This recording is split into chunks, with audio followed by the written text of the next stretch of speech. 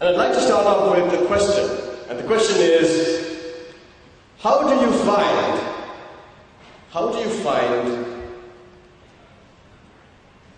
that special something inside of you? How do you discover the greatness within you? I grew up in a very strange family. My mother is a Sinhalese from the south. She's also half Sinhalese. She's part Burger. My father is a Tamil from Jaffna. And I'm now married to a Muslim. I'm a Christian. Very confusing. But growing up, it was wonderful and difficult at the same time. I come from a very, very average household.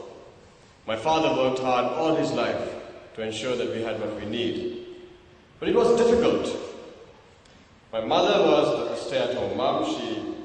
She was one of those moms, Dhananjay, who told me not to get off the bus and told me to sit in front. And I was one of those kids. I was a passenger. Will you come to the back? No, I'll sit here. My mom told me to sit here. I was that guy. But my father, on the other hand, was a rebel. He was a strong guy. And he realized that unless he kicked me where it hurt, I wasn't going to make anything out of myself. The fact of the matter is, I had to face the fact that I wasn't a great academic. I certainly wasn't going to be my good friend Kumar Sangakkara. Was pretty average. And to make matters worse, I started out life at a very rural school. In fact, there's someone in the audience who knew me at that time. Udaya, I'm not sure where you are, but you knew me at the time. And I passed the grade 5 scholarship examination and gained entrance to a very prestigious school in Colombo. But at about the same time, an interesting thing happened. A rather sad thing, but also beneficial to me. One of my father's friends, a very close friend of his, lost his son. And his son studied at St. Thomas's College, Mount Lavinia. My father went for the funeral. He was terribly sad. But you know what he did? He called the board, or the sub-board, and he said, listen, I've tried to get my son into St. Thomas's College over and over and over again, and you rejected him. You said there are no vacancies. But now I know there is a vacancy. This boy is dead. Take my son. So the one said, oh, fine. We'll have to test him in Sinhalese, math, English and science. And I passed. And I got into St. Thomas's College, grade 5. Dhananjay, the last time we met at St. Thomas's was near a tree, if you recall. You challenged a gang. I was the guy on top of the tree with the gang. I'm just kidding. But getting into St. Thomas's in grade 5, with the background that I came from, the school that I was at, was very difficult. I never won anything. In fact, the only prize I won at St. Thomas's was 3rd place for a recitation contest. I never bothered the scoreboard in cricket parlance. And by the time it came to my O-levels and A-levels, I was doing fairly well academically, and I was taking part in sports and things, but never a colorism or anything like that. And I became a prefect, and I think it was one of those mercy appointments. Poor guy, he's been around, he's really trying, let's just make him a house prefect, he's going to leave in a term, so yeah. That's what happened, literally what happened, because I became a house prefect, never a college prefect. You know what that means. And it was just for like 2 months, just before I left school, so a very, very average life at school. And my father, being a very strict, tough disciplinarian, knew that unless he did something, unless he made a severe intervention, this was going to be the rest of his son's life. Average. Average. And it wasn't great, I'll tell you that. And so he comes to me one day. He's not with us anymore, I lost him a few years ago. And he gives me a book. The title of the book was Losing My Virginity. How many of you have read the book? Okay, Losing My Virginity. Wow, Dad. Now we're talking.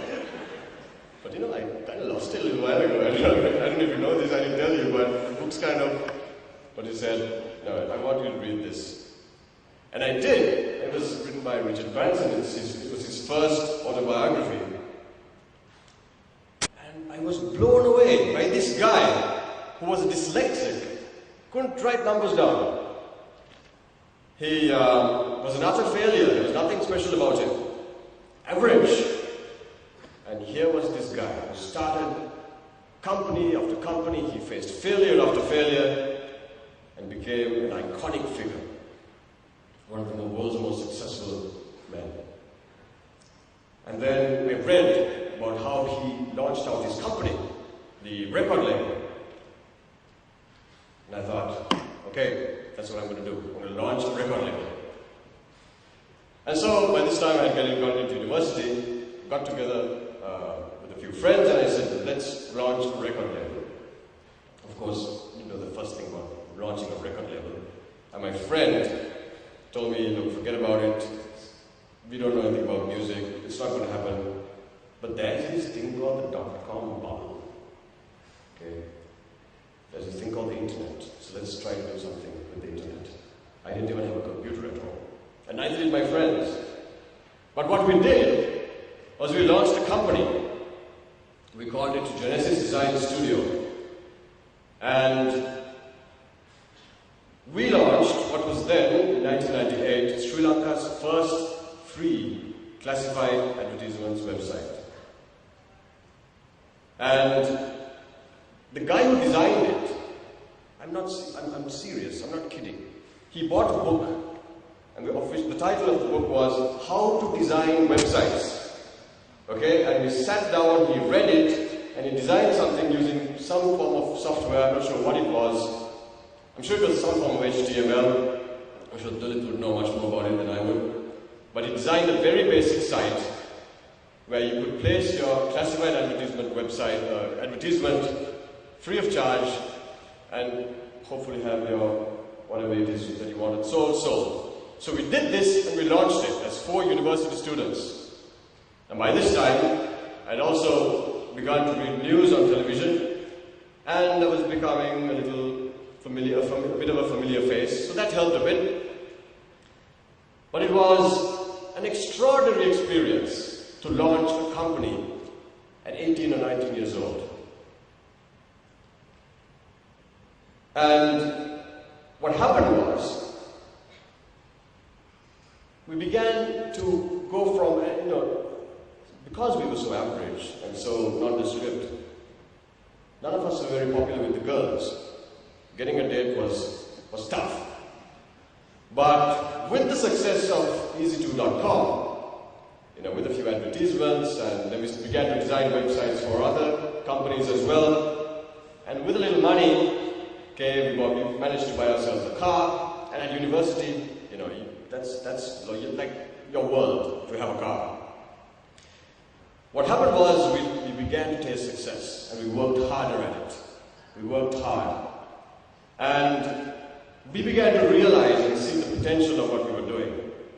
And from 4 straggling guys just running around not knowing what they were doing, we began to hire people at university, right here in Sri Lanka, and have them design websites for us. And really, the peak of what we did was when we won contracts with people like Sony and Bell Helicopters, and we designed websites for them and made a lot of money. Of course, we spent every single cent. We saved nothing. And finally, after university, we decided, okay, that's it. Let's sell this company off and have fun. And that's what we did. We sold the company, and we went our separate ways, but we had a great time. Ambition took the 4 of us from average to something special, something extraordinary. And to taste that success was a fantastic experience at a young age. I felt like Asterix. And everybody knows who Asterix is, right? Asterix is a little guy. Okay? He's really left on his own, can't do anything much. I was like Asterix. But with that taste of success, with that injection of ambition into my life, by so many people I can call my mentors, it was like drinking that little magic potion and then destroying the entire battalion of Roman warriors. It was fantastic. I couldn't live without it. I realized that sense of ambition inside of me that my father obviously was trying to spark off all those years ago was stronger, was more powerful than everyone out there who was more talented, skilled, and had more ability than I may have had. Now the thing about ambition is if you leave it alone, it's sort of like a seed. You plant a seed and you leave it and you forget about it and you don't water it and tend to it and protect it, it's unlikely it will grow into a tree. And here's where I met the right kind of people along the way. I remember the first time I walked into my chairman's room. I was about 20, I guess 19, 20 maybe. Mr. Raj Mahendran, the chairman of the Maharaj organization, he'd seen me reading news, and what he didn't know at the time was I used to tie my ponytail behind me,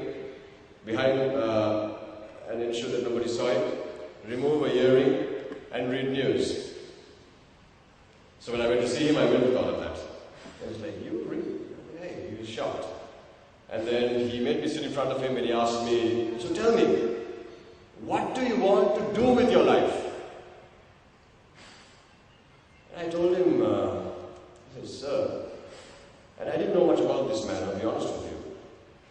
He was far removed from where I was at the time. I said, sir, you have a great room. I love this room. I'd love a room like this. This man was the chairman of the company. And his greatness is such that, do you know what he told me? He said, if you work hard enough, why not? You can have it. And then he called the group director at the time, Mr. Manu Karnaka, and said, hey Manu, this guy wants your job.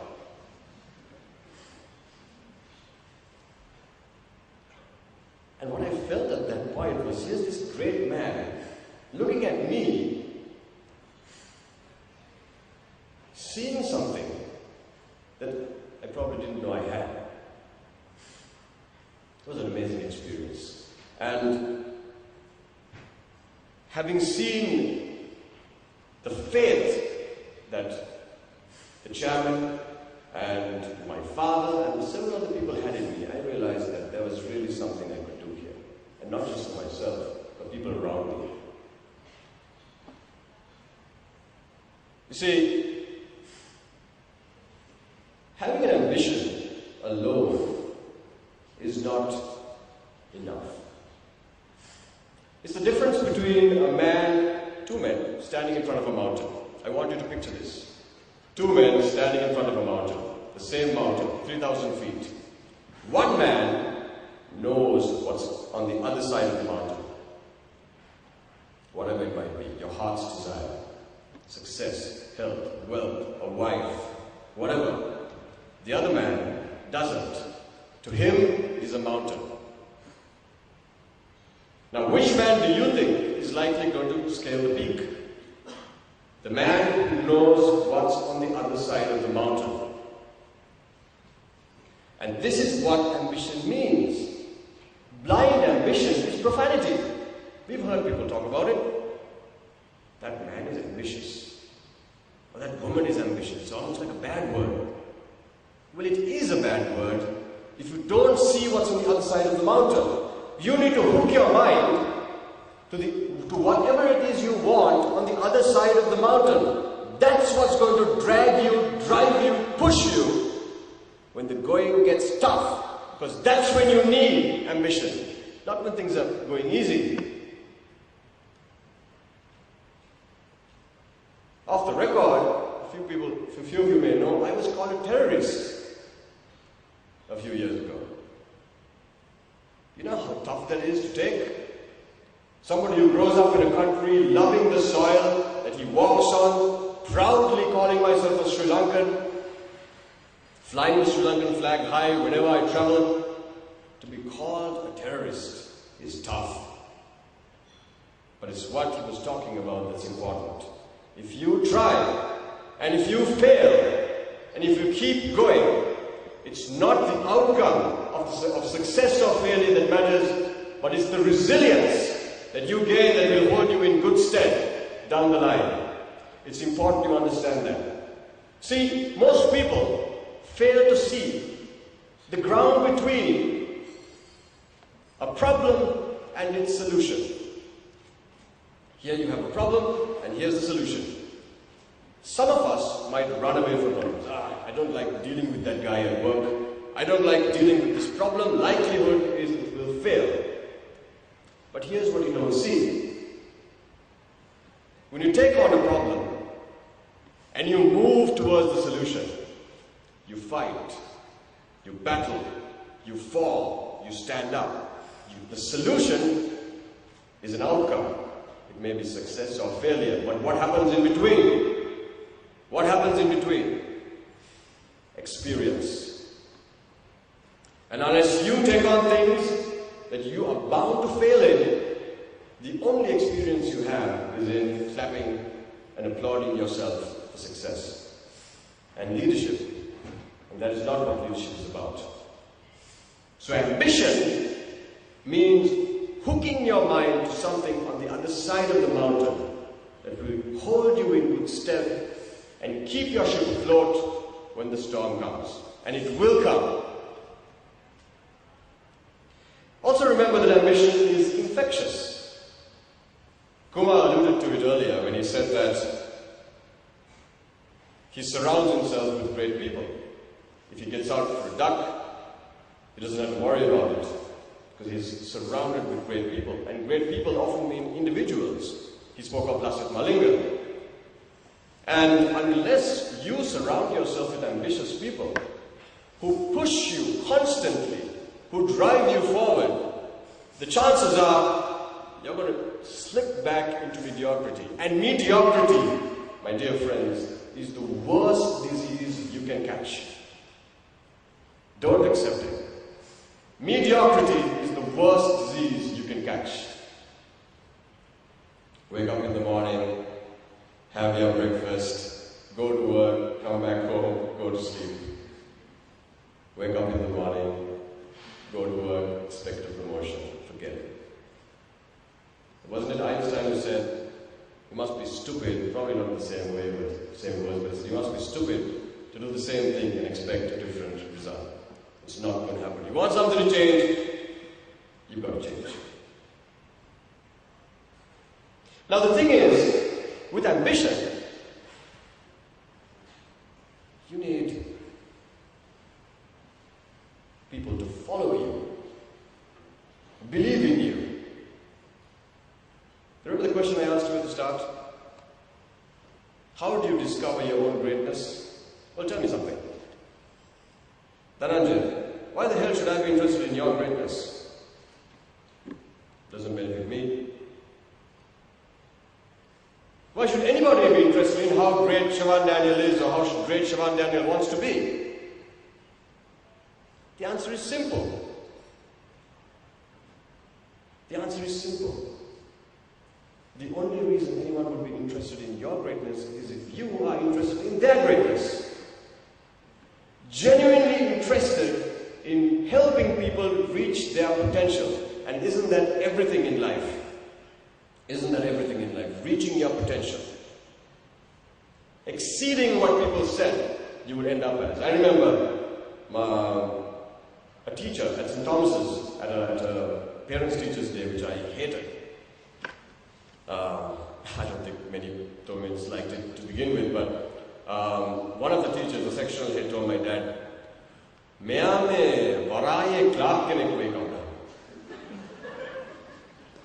Mr. Daniel, mea me elevakala wadanna mea galawala ඔය හාට හරි දාන්න වරායේ clerk කෙනෙක් වගේ වැඩක් යාට හොඳට කරන්න පුළුවන් ඒක දැනගෙන වාඩි වෙලා ඉන්නේ.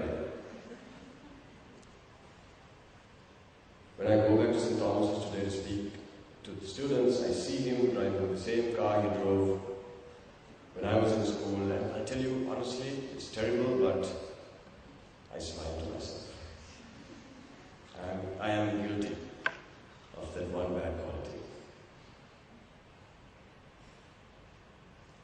Reaching your potential is everything in life.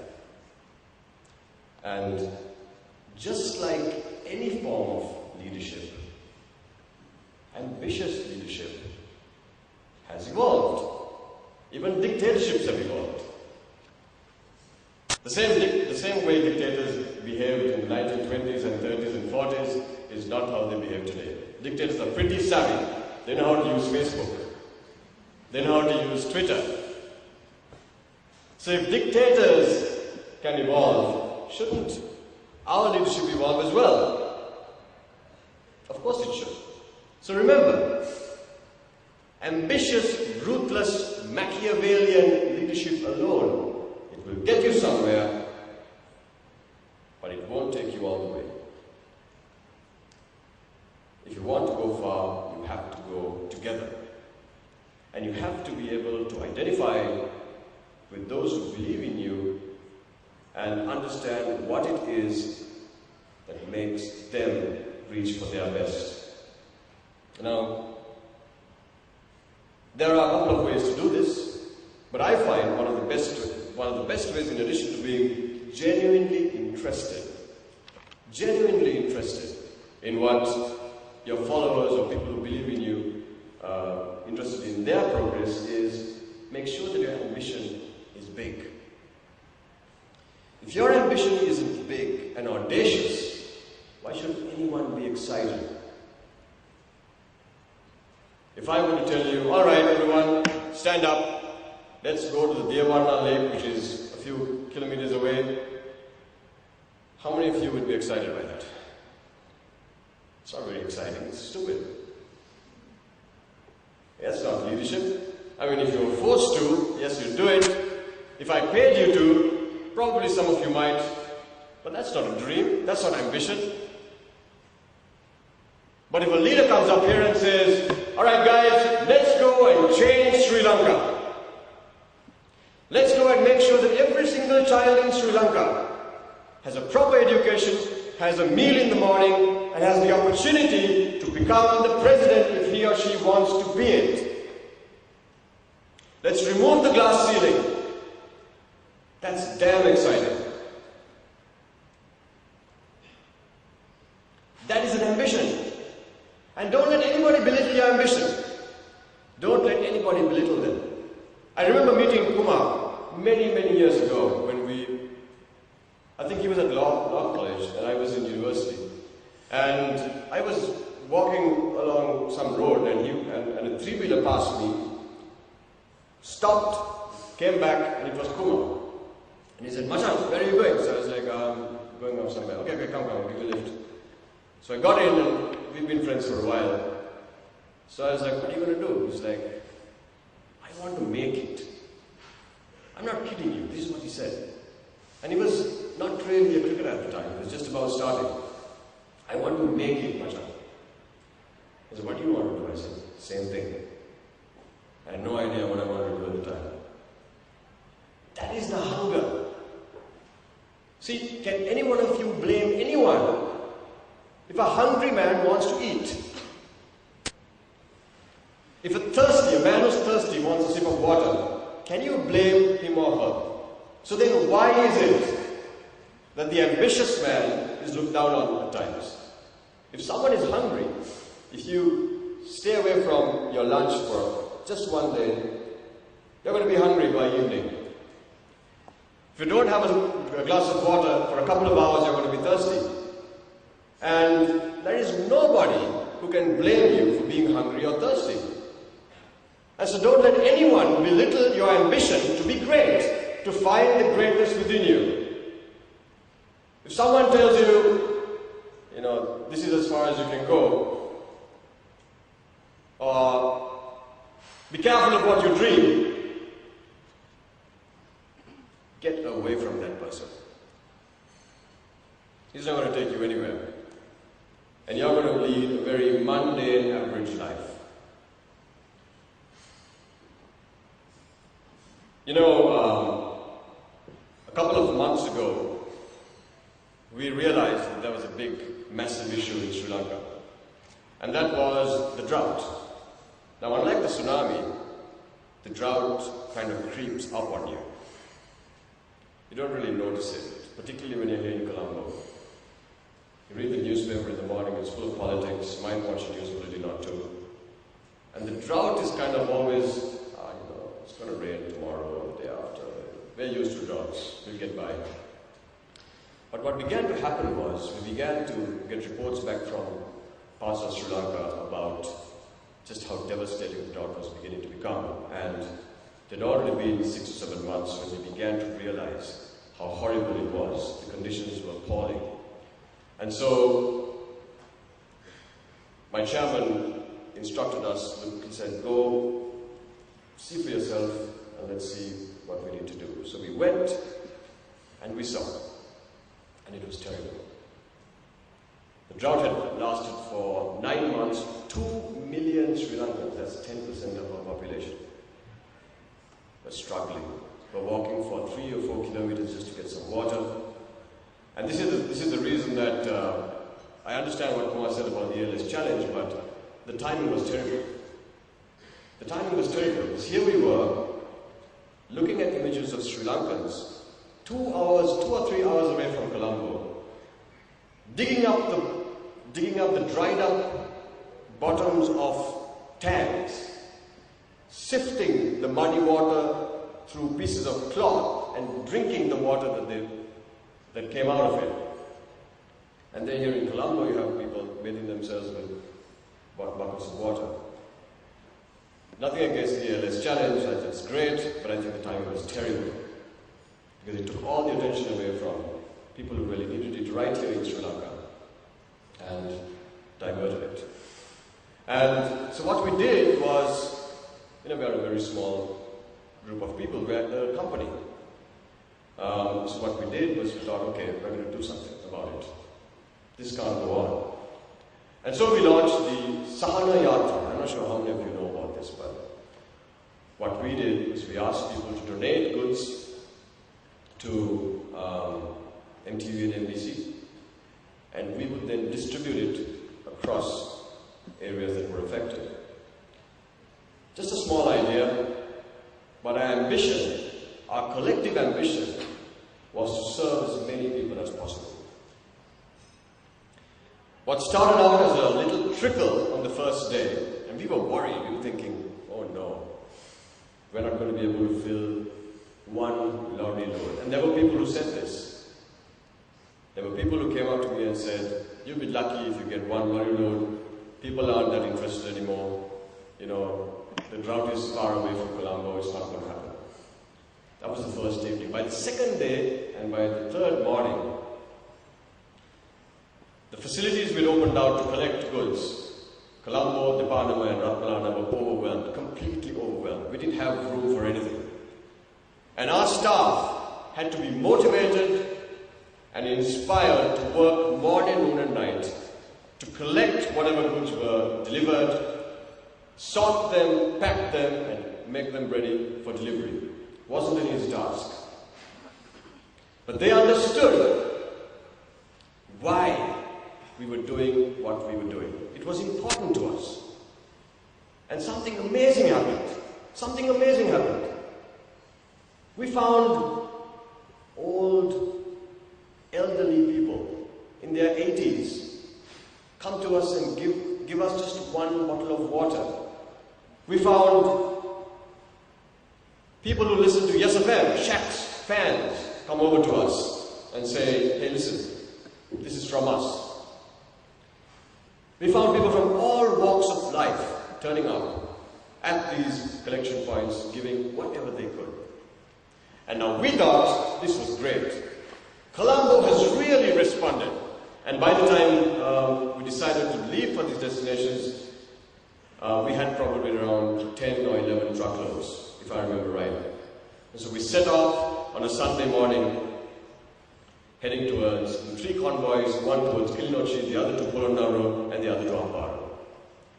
I'll tell you what, that one tiny thought to change one person's life. By the time the 3 convoys reached the 3 destinations, we had over 100 lorry loads of drought relief items. 100 lorry loads. I remember I was in in Hikkaduwa, and the people of Hikkaduwa, now we had like 25 lorries with us at the time, they would not let us pass without giving us what they had collected. And I went up to this guy who looked like a leader and said,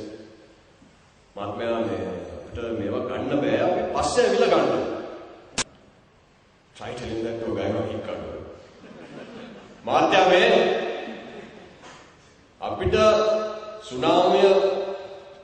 Tsunami විශ්වනේ අපි වෙච්ච වෙලාවේ ලංකාව අපිත් එක්ක ඉඳගත්තා. දැන් අපි ලංකාව වෙනුවෙන් ඉඳ ගන්නවා. ඒ නිසා මේ බඩු වරන් නැතුව හික්කඩුව පව කරලා යන එක බොරුවක්. Man, that was what the hell do you do? So you know what we ended up doing? We ended up packing the stuff that they'd collected on top of the lorries. So they were like double-decker lorries.